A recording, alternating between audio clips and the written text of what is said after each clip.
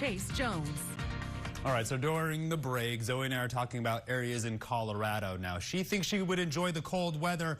I'm telling you, it's about 50 degrees right now, somewhere in those 40s. Now, it is going to warm up, and some of that heat will make it here in the Concho Valley, but none of that cold weather is going to make its way down here at all. That high pressure definitely staying in place. Temperatures over the last 24 hours inside the 30-degree spread, so we're seeing a little bit of cloud cover. Some of those winds are out of the south during parts of the day, but they're primarily out of the east because some of these stronger storms are staying to the northern part of the nation, all the way down into those mid-60s and up to those mid-80s, then back down into those mid-60s, and we're already in those mid-70s. See, we're just consistent all day long. It's so slow out there, but we're tracking those dry conditions. 73 in San Angelo. Everybody else in a healthy combination of those mid to lower 70s across the entire area. We're down about 10 degrees. 79 in Robert Lee, 76 down there in Sonora, 73 over there in Mason, so 6 degrees across the entire Concho Valley. But you see how we're becoming closer together. Of course, dew points are in those 50s and those 60s, while humidity indices are also in those 50s and those 60s. So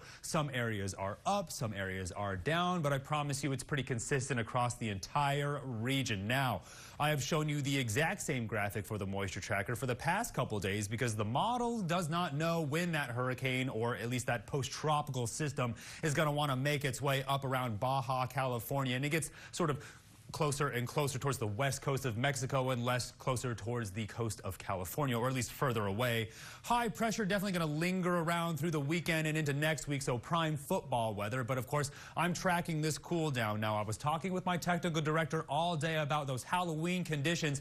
Each round of cold weather is going to try to push down on this high pressure, so I'm timing out those trick-or-treat conditions. Water vapor imagery showing you a potential setup. Now, this is the stationary boundary right now with 22 days to go. We'll see how each round of low pressure will push down on this stationary boundary. That's where we're waiting for some of those cooler temperatures to make their way. And I promise you, it is a lot warmer than Colorado, Zoe. When we take a good look at the severe weather outlook, it's targeting the four corners, and we get you down to the surface to get a better idea of some of that snow.